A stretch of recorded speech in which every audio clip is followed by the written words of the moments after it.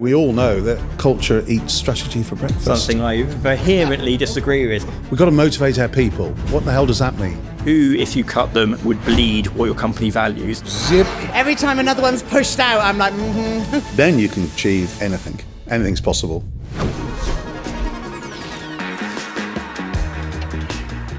Hello, and welcome to the first episode in the Unstoppable podcast series, brought to you by BigTalk 2026. I'm Kate, and today I'm joined by Dale and Dickie. Thanks so much for being here, guys. Hi, Kate. How are you doing today? Very well, yourself? Good, I'm very well, thank you. So let's jump straight in. Today we're going to be looking at results-driven communications and why you might not be meeting your objectives. When thinking about return on investment, and we often hear clients talking about it after a project is finished, like after the fact. So do we think that organizations are perhaps asking the wrong questions at the wrong time? Yeah, I think that happens an awful lot. You know, people think that having an engagement survey is ROI. It's nothing of a sort. That engagement survey is just like, did you enjoy the event and was the food okay and the aircon working? That's no is the answer to both those probably things. Yeah. But that's not the point. What we really need to be asking is the questions right at the very beginning, before we even decide what the comms channel is, of the why. Why are we doing it? And what do we want to achieve? What's the outcome? What is the behavioral change we need the audience to do after the event or the comms channel, the campaign, the film, whatever that is? And that's the important point, is asking that question why, because there is no way you can measure it after the event. Mm-hmm. You know, the horse is bolted by then. Yeah. It's got to have those benchmarks and those measurements absolutely set in stone before you start. It's that point of measurement as well, understanding what you need to measure. Because at the moment, when clients ask us for an event or a film, they're going straight to the engagement metrics, the view times, the number of clicks on the page. That's all around almost kind of vanity at that point. It's not at a business level. We need to be thinking about those metrics at a business level. We're thinking things like profitability, efficiencies and things like that. Absolutely. That's the mindset they need to be in when they're commissioning us. It's all about that business level mentality, not the execution. And how we can isolate that message as well, because the more isolation we can bring to that message and the environment we're creating around it, the more accurate the measurement will be. So we have to decide, what can we measure? And it may not be the obvious. It could be something further down the line. So things like, morale. I see so many briefs where we've got to motivate our people. What the hell does that mean? I mean, why do you need to motivate people? Because they're unmotivated? Yeah. And why are they unmotivated? You need to get to the why this is happening. Then you get to the point of, okay, if they're motivated, what difference will that make? It's also the when as well. Yes. Like post-events as well. It's all about immediate gratification. The big line goes up, the engagement metrics go up. Yeah. What does that mean in a month's time, 3 months' time, Absolutely. half a year's time? That's when the real impact on a long-term result for our clients' work And that sounds occurs. to me like this really fundamentally comes down to being a bit of a cultural issue within businesses. That what we're saying is that they're focused on the outcome and they're not looking at the strategic reasoning first. So outputs rather than inputs. Yeah, and for me, we get obsessed with the input. We're organising an event. We need a venue. We need catering. We need a guest speaker. We need, content, exhibition stand, AV. Forget it. None of that is important at this stage. So focus on the output, not the input, because what happens is it all becomes a cost, not an investment. And do you think that's because sometimes that comms team or whoever it is within the organisation aren't necessarily at the table at the onset of that conversation? Perhaps if it's an events team, they might be sitting slightly removed from the strategic team and they're just being told, we need to run an event. I think to be fair to many, event organisers, but saying with film producers and all the rest of it, they're on to the next thing. Yeah. But as Dickie said, this has got to have longevity. So you may not get any results for 12 months out of it, because it could be a sales process. It could be a complete shift in culture that takes time. You're not going to get it instantly, or very rarely you'll get it instantly straight after the event. But you're right, though. A lot of times, a lot of the people who are delivering are not sat at the top table. Yeah. And that frustrates the hell out of me, where I want to sit with the person who holds the vision. because you haven't got all the bits and all the information. And if you ask the right questions, we can start to draw that information out of that person, say, what is your real vision? What is it really you want to see? And some of it can, be quite self-indulgent. Well, that's fine as well, if that's their vision. It speaks to that core story idea as well. One person, one vision. Once you have that, then it can be shattered across any execution and deliver on those objectives. And then, what fits with the culture? What's the style we need to put into that? Or we might have changed the style to go against the culture because we're trying to shift the culture. And, we all know that culture eats strategy for breakfast. Something I vehemently disagree with. I think culture is something that's... I knew you would. Of course. I think culture is something that's inherently organic. It's something that grows by itself. It's something that exists if you weren't interfering at all in any way, shape or form. If you have that strategic mindset from the start, you can shift it. You can adjust it, almost like a gardener. You can nurture it in the right direction, what you want to do. But it's about people's beliefs. If you nurture people's beliefs, that's what becomes culture. And actually unlocking that belief side of things in the organization is so critically important. It's not just what we want people to think. Think is a very thin veneer, particularly when looking at engagement results for any of our work, but actually what they believe underneath it, because that's demonstrated in the actions people take afterwards. If people believe something, they will work towards it. They will naturally activate it. So you need a strong culture for that to happen. You need to deliver. steer In fact, they are interdependent, the culture and strategy. I'll give in on that one. But you can't have the one without the other. I think, You can't deliver a strategy unless you've got the right culture. And you probably can't get the culture right for the organization unless you've got a strategy. Okay. And that's audiences pick up on that disconnect as well. If things aren't completely aligned and actually then you've lost not saying the same things, they immediately question everything underneath it. And you lose that belief, because I think all those changes comes from that belief. Belief is the expression of culture, I feel. But again, it's something that can be informed by strategy. But again, if you don't understand those reasons as to why, business level reasons why, then it kind of ekes through to the comms issues. Absolutely. And then you can achieve anything. Anything's possible. And nice, Dale. That shoehorn that in there, yes. So just to touch on face-to-face events, as a sort of channel output, because I think that we know that it's seen as one of the most trusted channels. It's not always practical. It's not always sustainable. But I think that organizations find it easier to invest in live events because of the tangibles. So, but, how do you think we can help them understand that? I think, recent research is showing the trust in comms, and there's a lot of debate about the trust in comms at the moment. And 95% of people trust face-to-face. They trust the brand if they're seeing it, they're in the room.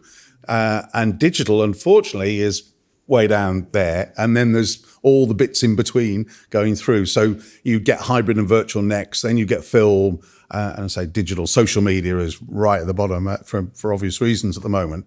But the problem is, and the dilemma I think comms people have got is, I want to get my 1,000 people together. It's going to cost me a lot of money. I can push that out digitally for a fraction of that price, but you got to weigh up, what is my return going to be? Am I going to get the same impact doing it digitally as getting people in the room? I think it's kind of two components to that, though. First of which is this core story, once again. If it is strong enough, it should be able to exist digitally and face-to-face. And the execution is still vitally important, and building that trust and understanding, and accessibility as well for digital is hugely important. Getting in front of more people and the entire breadth of global organizations, so important.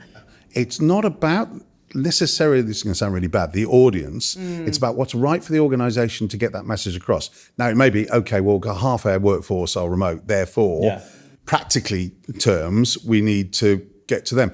But are they getting the same experience? I would challenge the audience thing on that one. Because it's a Venn diagram, isn't it? What you need to align what you want to say with what your audience care about. And obviously there's a third lens over that about what channel's most appropriate for it. If the audience doesn't get anything from it, it doesn't feel authentic, doesn't feel credible, it doesn't feel meaningful to them.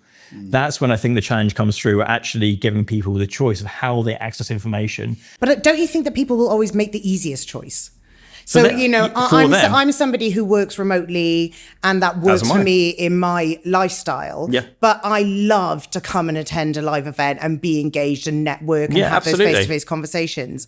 But if I'm being asked, sometimes I think, we always want to think about the audience, but I think sometimes you need to tell the audience too. Yeah. The audience for me is clearly it's absolutely vital because we want them to do something and do something differently. Yeah. Else, what's the point? But the audience aren't aware of the objectives. So they don't know why they need to be in that room or why they need to go online. They don't know that. So how can they choose the right channel for them when they don't know what the objective is? Yeah. Well, it's a balance then between things that are not necessarily forced on them, but kind of they're invited to, versus the kind of more self-serve channels that follow it. So things like webcasts or infographics or landing pages, things like that, where you can step away and absorb information in your own terms via your own channels. So then it becomes a journey of, okay, here's the core information that everyone in the room needs to understand in that moment. But the long tail of that communication is actually, here's the depth, here's the stuff that's beneath the surface that you need to understand and recognize. And that has much more meaning to the conversation in the long term.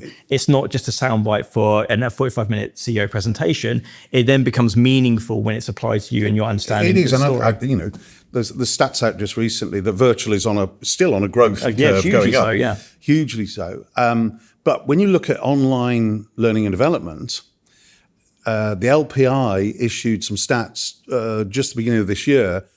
Now it's only got 17% of the market in terms of learning and development for online training, because we've all been there. Online training is as dull as dishwater. I love it, Dale. Honestly, every time another one's pushed out, I'm like, No, I just get the bar and go, zip, done it. My favourite thing is the organisations that turn off the ability to do that. You will sit. Well, then I go and make a coffee or something and come back. But no. It's only going to get worse. But you're right. You've got to think about the audience in terms of practicality of them getting there, against cost as well, investment. But learning and development as well, the digital platforms give you immediate, is this subject matter, is the thing we're talking about being understood. You can have interactive elements like quizzes and things like that to actually monitor progress. Well, that's where production values come in. Of course. And, we're still seeing in this day and age after that, that year of 2020 when we all went online, we've gone back and I've seen them all for webinars.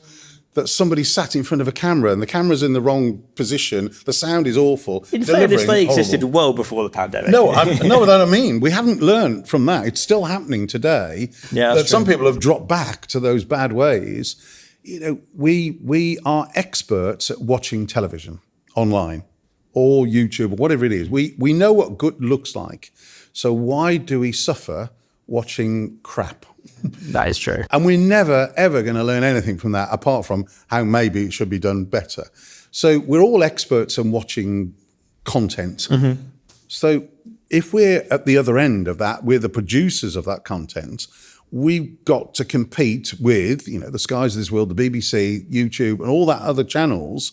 Else, we're not even going to get a look in. It's share of headspace, isn't it? If you don't own that, you've lost people. If you haven't got the sort of the mind and the eyeballs, if you lose that, how can you possibly convey anything meaningful? And so when I talk about cost versus investment, you've got to treat it as an investment and you've got to put the right amount of investment in, else it just becomes a cost.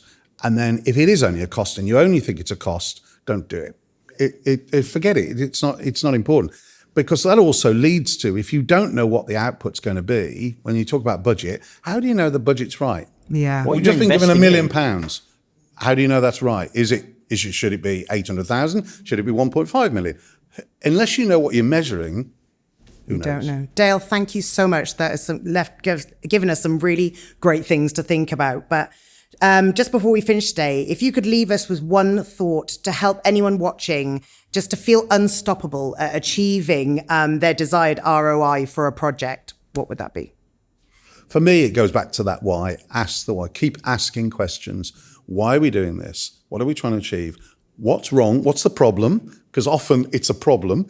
Or what's the opportunity? And then start to work out what does good look like in terms of that outcome. What are we trying to achieve at the end there? So go forward in time, think what good looks like, and then work backwards. I agree with that completely, but I'd actually go further back into that process and understand what the status quo is right now and actually genuinely recognize what is the merits of what's happening right now listen to your teams, listen to your organizations, and actually understand, okay, what are you working with? What is that status quo? If you understand that, then you can start thinking and unpicking and understanding the whys, the means, and the how. But if you don't understand what the status quo is and what the merits are, what is you doing successfully right now? Who are the people in your organization? Who are your champions, your advocates? Who, if you cut them, would bleed what your company values? Those are the people that you need to tap into, because once you've got them on board, they're the ones that will be singing your message all the way through, far beyond the webinar, the event, the film, whatever it is. Thank you so much, guys. That was fantastic. And thank you so much for joining us on this, our first Unstoppable podcast episode. If you'd like to see more content, check out the DRPGroup channels. Thank you.